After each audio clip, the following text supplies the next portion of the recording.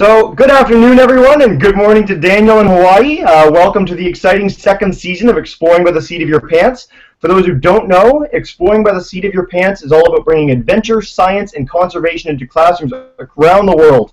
So, I'm really excited today. We're joined by 6 classes live, which is almost our record. So, I'm going to introduce them one by one and give them a chance to say a big hello and wave. So, first, we've got Mrs. DeWerf's class from Taylorville, Illinois. Hello! Hi! All right, we've got Mrs. Mass class from Barrie.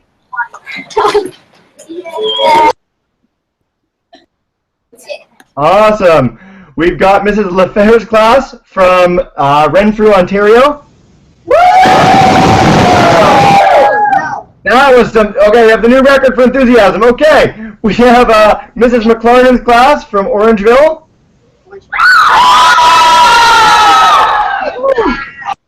All right, Mrs. Robinson's class from Missouri. If you guys can demute your own mic. Awesome, there's so many of you. Okay, and then finally we have Mrs. Woucher's class from Thunder Bay.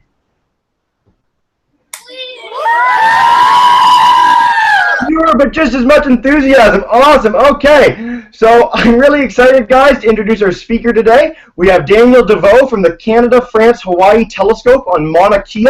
So for those who don't know, that's an awesome volcano in the middle of Hawaii. He's going to show you where that is too, but it's one of the coolest places in the world to do science. The telescope's been operational since 1979, and I'm going to turn it over to Daniel in just a second to take you to the control room, find out how the telescope works, and showcase some of the amazing science that's going on there. So without further ado, guys, Daniel, take it away. Thanks so much. All right, thank you, Jesse. So thanks everyone for participating in this hangout and giving me the chance also to talk to you about what I do for a living, which is basically astronomy on the summit of Mauna Kea. So I'm gonna, let's see, share the presentation. So Jesse, you see it? Yep, it's perfect. Good, perfect. Yep. So this is a picture of the Canada-France-Hawaii Telescope. So it's a 5-story building at the summit of Mauna Kea in Hawaii. So first I'll let you know where we are. So we're right in the middle of the Pacific, which is actually pretty good to do astronomy. And we're basically here on the right. You see the archipelago, and we're on the Big Island, which is at the bottom right of the picture in the red frame.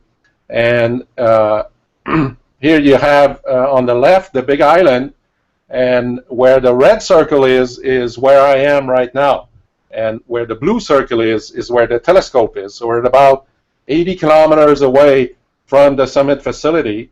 When we operate it at night, we do operate on a remote observing model, so which means that there's absolutely nobody at the summit, and we are here in Waimea, 80 kilometers away, actually in this very room where I am right now, and we have someone who controls the telescope the whole night and acquires targets and does science with it.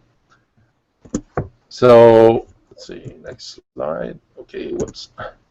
So we are a partnership of 5 countries. Sorry, we're owned by Canada, France, and the University of Hawaii, and we have partnerships with NAOC, which is China, and Taiwan, which is also participating and getting time from us. So every semester we get proposals from these guys, and we evaluate them.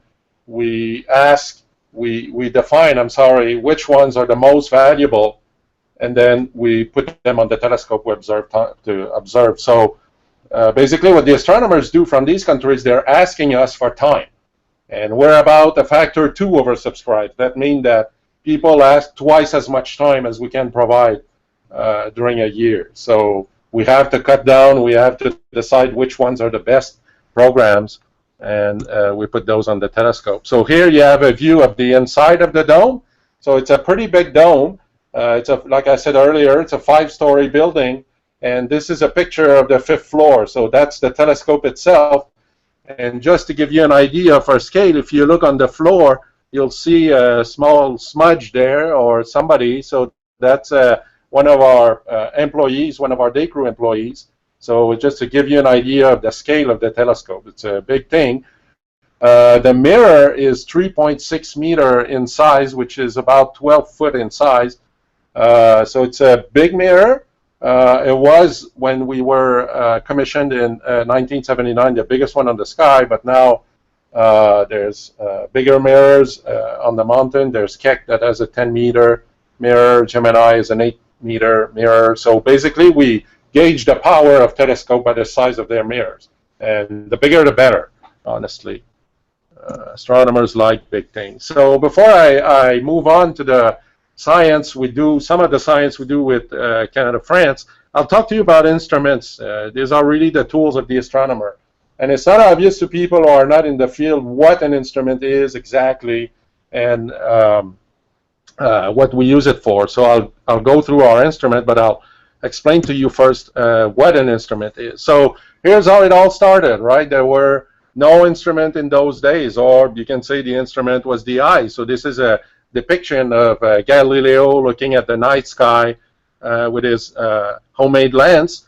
And basically what he was doing in order to do science, he was recording his data by hand on a piece of paper. So he was looking, his camera was his eye, and he was recording his data by just scribbling on a piece of paper. And this actually scribble is the discovery of the satellites of Jupiter. So you see those little stars are the satellites of Jupiter, and you see from day to day how he recorded their movements, and then came up with the idea that, oh, these satellites are going around Jupiter, and that gave him the idea of saying that the sun is at the center of the solar system and not the Earth. And these days that was a pretty big controversy. So that's how basically he was doing his observations.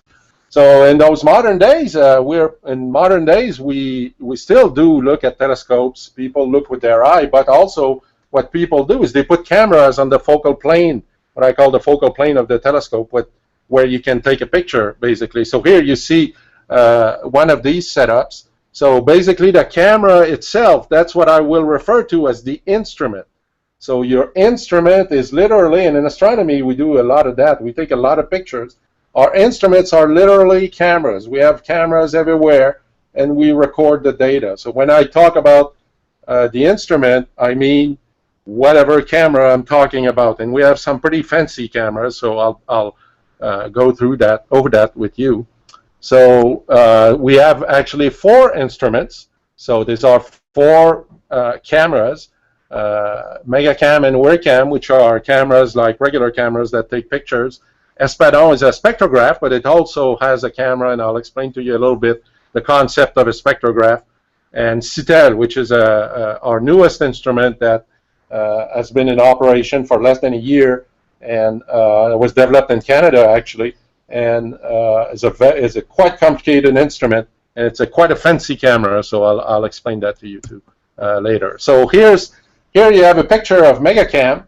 So it's quite a special camera. So remember the guy that was on the floor, I just photoshopped him here, and that's the size of the camera. The camera is 6 meters tall. So it's about 20 feet tall, a little less than 20 feet. So it's a big camera. You don't carry that in your pocket. And with this camera, we take big pictures. So on the left, you have a picture of the moon with the field of Megacam. So this is how big we can take a picture. And in astronomy, to take a picture that's 4 times the size of the moon is very unique. There's very few cameras in the world that can do that. And it's really the big interest of Megacam is to take those big pictures, but with very, very small pixels. So we take what we call high resolution. So it's in your terms, it's the number of megapixels. We have something like 350 megapixels on this camera. So it's a big camera, and it does a lot of science, a lot of good science for it.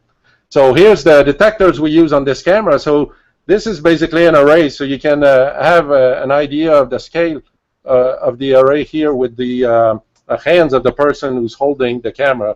So it's not those tiny detectors that you have in your regular camera, but it's a big array of detectors, and that's what allows us to take all these pictures. Now, the principle of these cameras is pretty much the same as the principle that you have in your everyday camera. It's a photosensitive element that collects light and turns light into electricity that can be collected, put in a computer, and analyzed for further science. So it's a prime focus instrument. So you see here MegaCam at the top of the Canada, France, Hawaii telescope. So the mirror is at the bottom where you see this guy. The mirror is right above him. And the camera where we take the picture is all the way at the top. So we call that a prime focus instrument. I won't go into the details here, but we have another prime focus instrument, which is called WIRCam. So you can see it here. It's very similar to MegaCam. The one thing it does differently is that it takes pictures in the infrared. So it's an infrared camera. So it takes pictures of light you can't see with your eyes, and also infrared camera, you take a record of the temperature of things. So with MegaCam, we take pictures of mostly the light you can see with your eye, but with WIRCam, we take pictures in the infrared. So here you have a couple of examples. Here you see two glasses, one red and one blue, and you cannot tell with a regular picture what the temperature of the water inside these glasses is. But if you look at it in the infrared, then you can see that the red glass has hot water and the blue glass has cold water in it. And it comes up really nicely in an infrared camera. Another advantage of infrared cameras is that you see through things that you don't normally see through with your eye. So here at the bottom you have a person holding basically a trash bag. And if you take a picture of it, you can't see his hand in the trash bag. But again, if you go in the infrared, you will see through the trash bag, and you see his hand inside. So that has a lot of implications on how we do science. The science we do with MegaCam is very different from the science we do with WIRCam, because we look at different things. We see things differently. And in astronomy, it's all across the board. I mean, people develop different types of cameras to see things in a different way, in a different light, if I may say so. So our third instrument is a spadon. So this one's a little more complicated. It's a spectrograph. So here it's a fiber. Our spectrograph is basically linked by a fiber link, 30 meters of fiber that go from the 5th floor, from the pictures I showed you earlier, to the 3rd floor where the instrument is. So on the right, that's the box holding the instrument itself. And you see some kind of a fish drawing in it. That's because espadon means swordfish in French, and it was developed by the instrument was developed by a French astronomer. So basically, we collect the light at the telescope, we put it in the fiber right here, and it goes in the fiber for 30 meters, which is about 100 foot, all the way down to the 3rd floor where it gets collected by the spectrograph and then recorded. But we still take a picture. So here's the idea of a spectrograph in a nutshell. Of course, espadon is way more complicated than that. But on the right, you have a star, could be the sun, whatever. And you send it through an optical element. In this particular case, it's a prism. And prisms, I'm sure you guys know that, decompose the color, gives you some kind of a rainbow at the other end, right? And it's the same effect as a rainbow, basically. Decomposes the light into all of its colors. And then we use a camera, basically, to record the rainbow of the star we're looking at. So basically, when you do spectroscopy, we record rainbows of stars using some kind of optical element. Of course, in this case, it's a prism. In the case of espadon, it's a much more complicated optical element. But in the end, the result is that we record the rainbow of the star. And when you look at a rainbow, a regular rainbow, when you see one outside, it's a spectrum of the sun. And the dispersing element basically is the water droplets in the path of the light of the sun that decomposes the light, and you see a picture basically of the rainbow. And this is a spectrum of the sun, and we do that for all sorts of stars. And that helps us understand what stars are made of, basically. an instrument like that. So the fourth instrument is CTEL, which is an instrument that just arrived.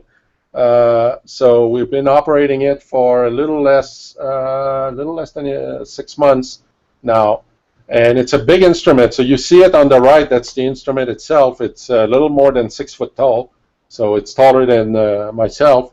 And you see it on the model of the telescope on the right-hand side picture, circled in red. You see the instrument hooked up to the telescope, basically. So it's literally, it's a camera again. It records pictures, but it records pictures in a quite a subtle way. So I was talking to you about earlier, the spectrograph takes a picture of all the colors.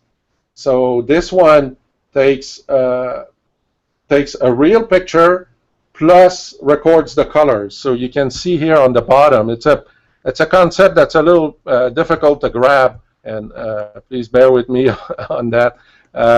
So you can see here is simultaneously you record 4 colors. When you look at the bottom of the slide, the bottom right of the slide, you have a representation of 4 colors that have been recorded at the same time.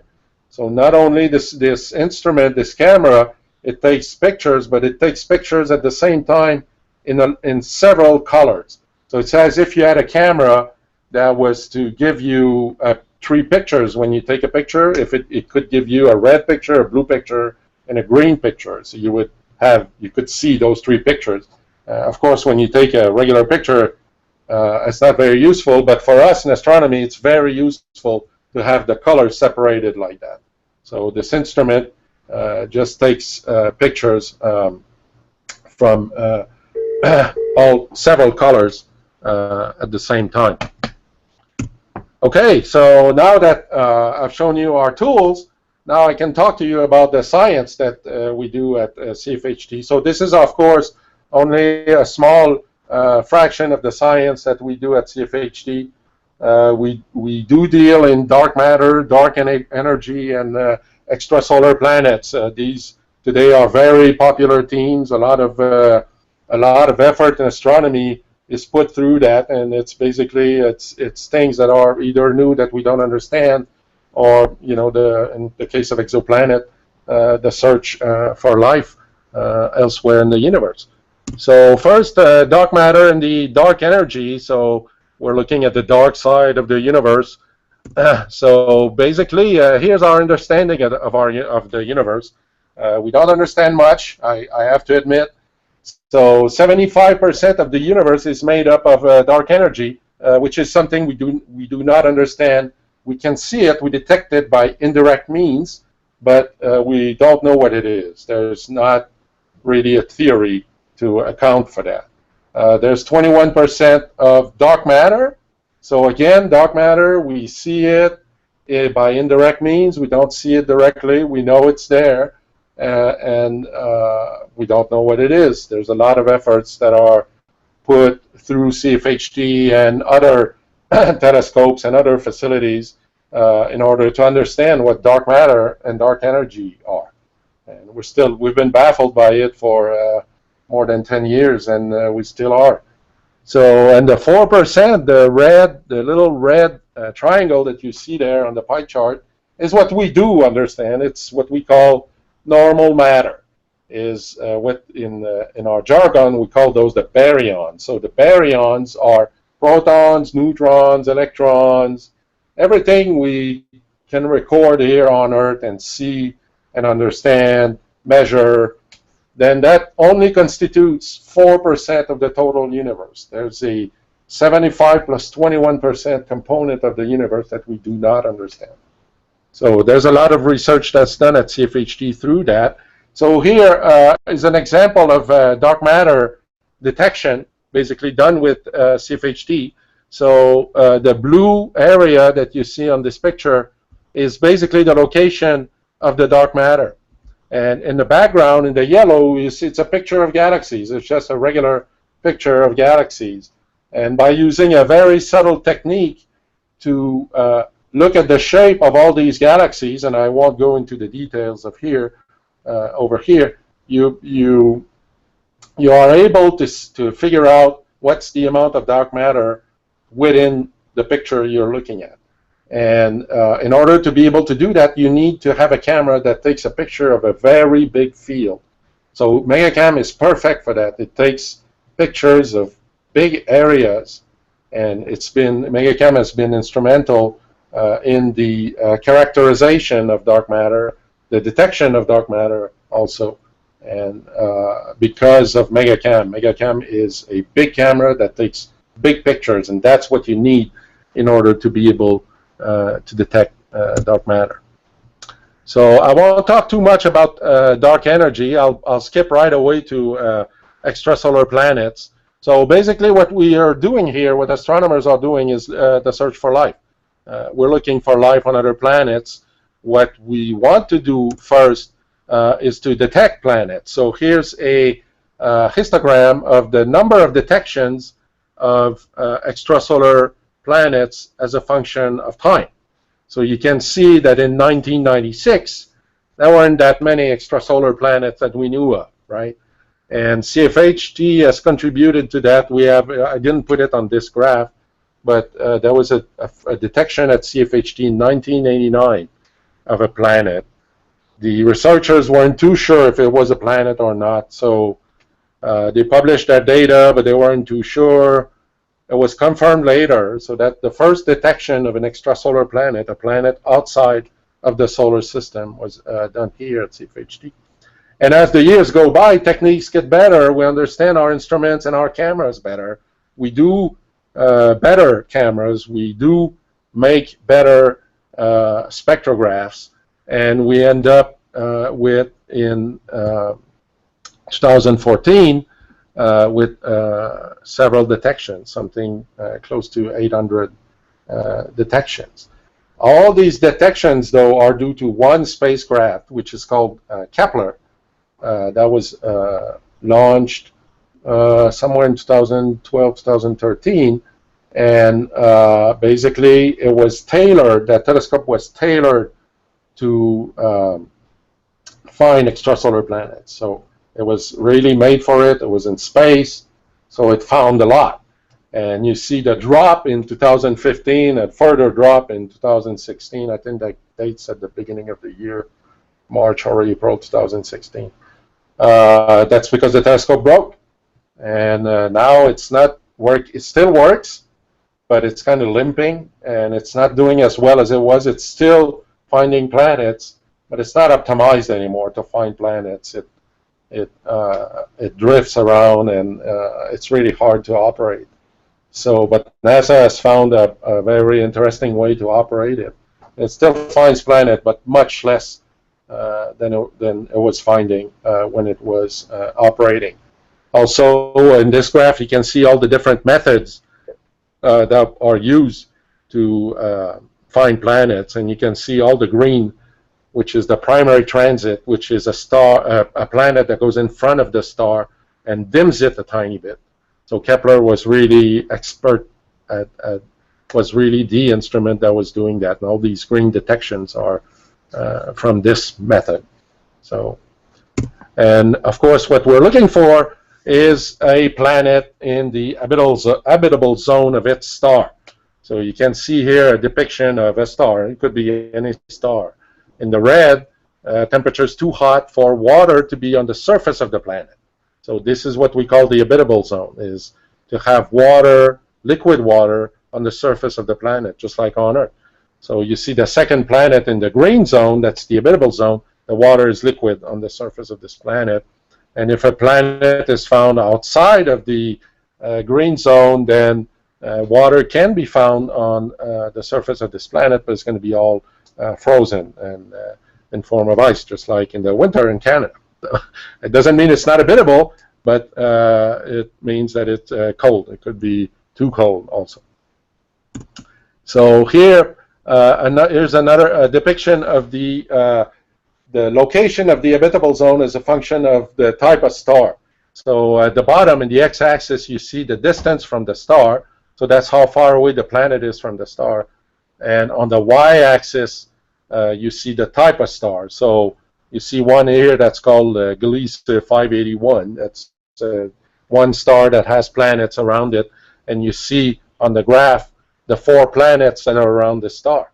And you see that one of them is at the outer edge, planet D is at the outer edge of the habitable zone, planet C is at the inner edge of the habitable zone, so there could be life on these planets. And you see here as reference the Sun, so you can see right next to number 1 at the top of the graph, and you can see here Mercury, Venus, the Earth right in the habitable zone, which is good, and here Mars, which is at the edge of the habitable zone, Jupiter outside of the habitable zone.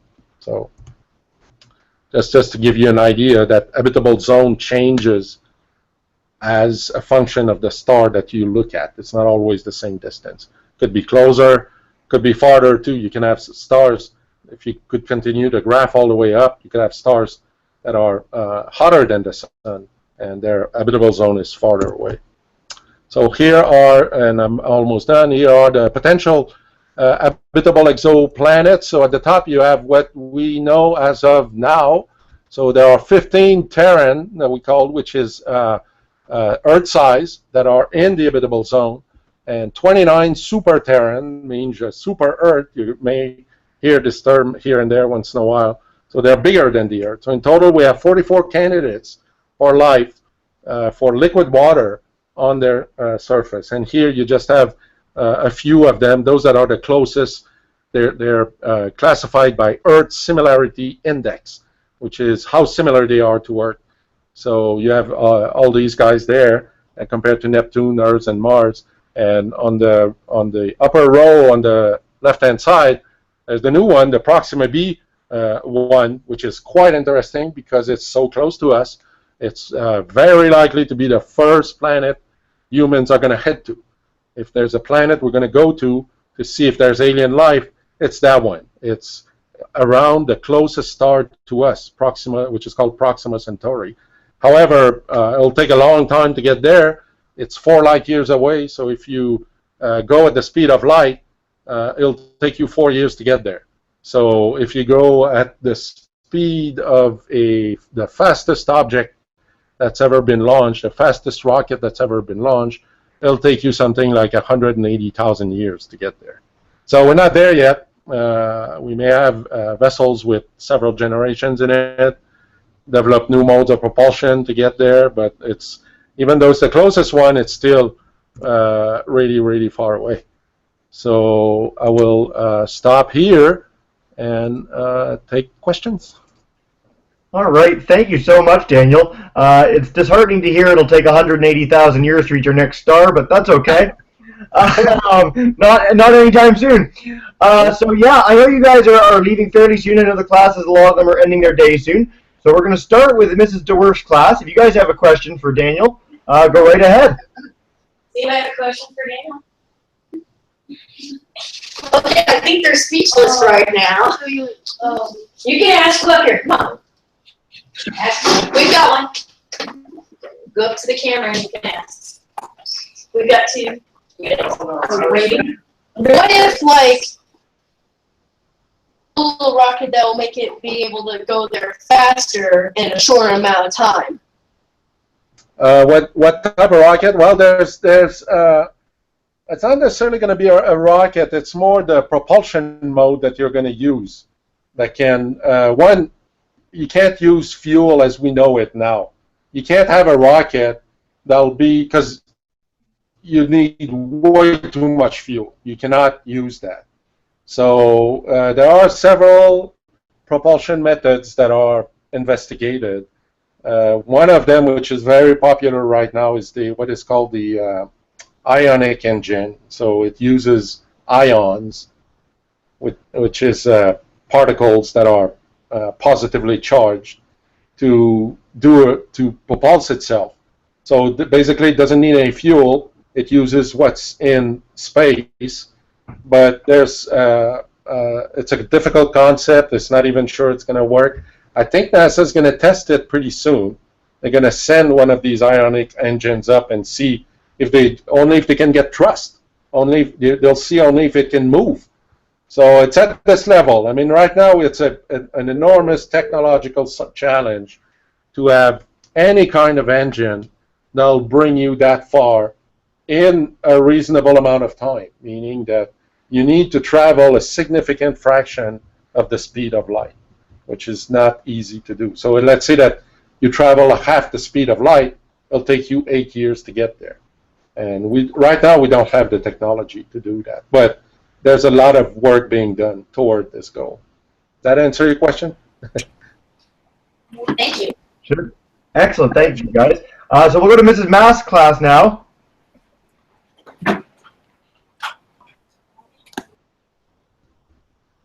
Hello? Oh, give me 1 second. Wait. There we go. Hi. For you personally, what was your favorite thing you saw? My favorite thing I saw. It happened recently, actually. That was a pretty cool thing.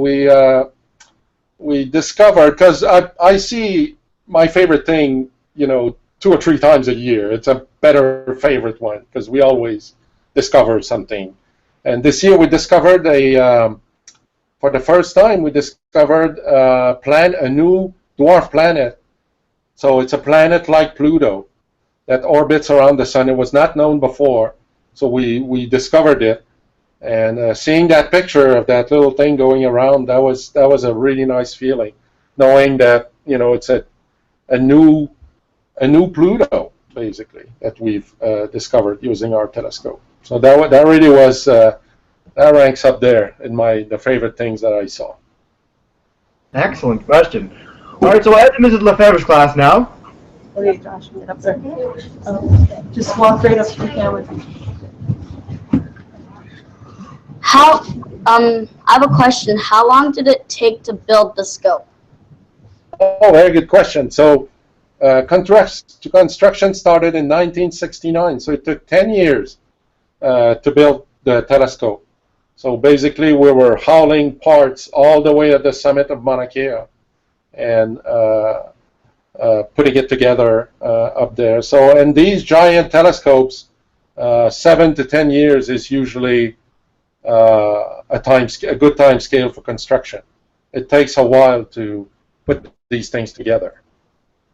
Even today, I mean, a new one, it'll take you at least 7 years to build it. They're major construction projects. And quite the terrain, too. For anyone who ever gets a chance to go to Mauna Kea, it's a very difficult place to get up anything, much less an entire telescope. So we'll head to Mrs. McLarnin's class now. Hi. I thought I'd ask the question on behalf of the class. We're out in the country, so we can see the stars really well at night. What advice would you give us around making observations? What should we pay attention to? Well, the planets are always a big hit. Saturn, especially the giant planets, Saturn and Jupiter are really awesome to see. If you have a good dark sky, I would definitely look at that.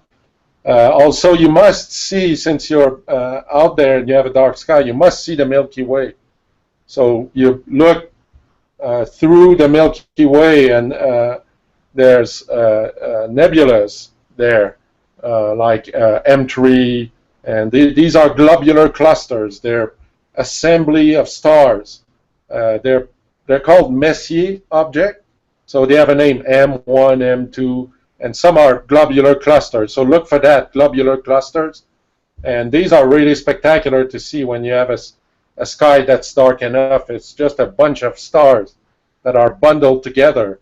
Basically, it's a cluster of stars, and they're really nice to see. So these are the things I would recommend: the giant planets, Jupiter and Saturn, and the globular clusters are interesting to see too, if you have a dark enough. Yeah, excellent. Sorry, Mrs. Robinson class, if you guys want to ask a question. Yep. It's already on you. When was the last supernova?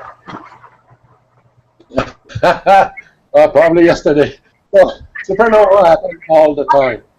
So this is one thing that I didn't talk about, but here at CFHT, we we used to have a program that was tailored to detect supernova, and that actually helped in understanding dark energy. I won't go too much into the details there, but when you find a supernova, you can say something about dark energy. And here at CFH for years, we've had a program tailored to do that. The idea was to characterize dark energy, understand what it's made of. And we were detecting several every night, 2, 3, 4 every night. There's always a supernova somewhere in the sky that goes off. How many exactly, I don't know the number, but if you look at it with megacam, you'll have a detection rate of about 2 to 3 per night. So that's they go off all the time. So that's why I'm saying that the last one that went off was probably last night. But you can't see them. You can't see them with your eye. I mean, you won't see a big, huge blob of light coming into the sky. The last one that happened like that was thousands of years ago, and it was recorded, I think, by the Chinese. So, but we haven't had that in our modern times. But we do, with telescopes, we do see them all the time. Really quickly, for those who might not know, can you tell us what a supernova is? Oh, yeah, sure. Stars get born and age, and they become older as they burn hydrogen, basically, and helium. And at some point in their life, if they're big enough, they will basically explode. And that's what becomes a supernova. So a supernova is really a star at the end of its life that has burned all its fuel, and there's physics reaction that go in there that produce an explosion. And yeah, so it's basically the end of life for a star. A spectacular death. Mrs. Wowchuk, if you guys want to ask a question, you'll have to demute your own mic, but go right ahead.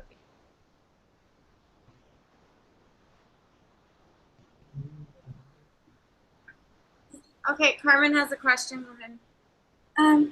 We had a meteor shower recently. What are those?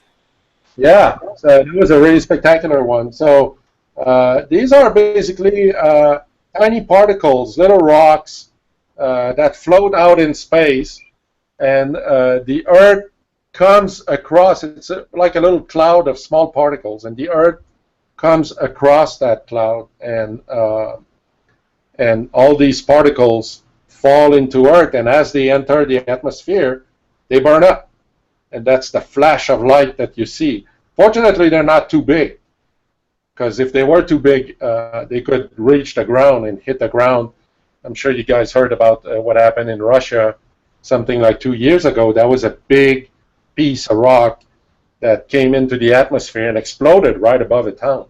Luckily, nobody was killed, but these, for the showers, the meteor showers, I think it was the Perseids, the last one, they're tiny pieces of rock and dust that enter the atmosphere and catch on fire, literally, and they disintegrate because they're so small. And we see them as a flash of light that's coming across. They're really spectacular.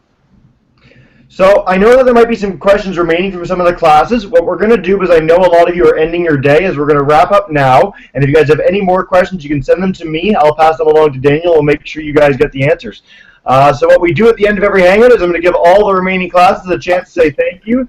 If you guys want to do a big shout out, that would be awesome. Get ready, guys. Thank you. Go right ahead. You're all muted.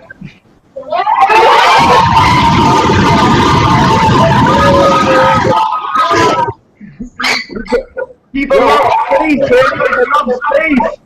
They love your telescope. Awesome, guys. Thank you so much for joining us. I know the other two classes had to drop out a little early, but some great questions all around, guys. Daniel, thanks so much for being with us here today. You're welcome, Jesse. Thanks for having me. All right. Have a lovely rest of your day, guys. Bye for now. Bye.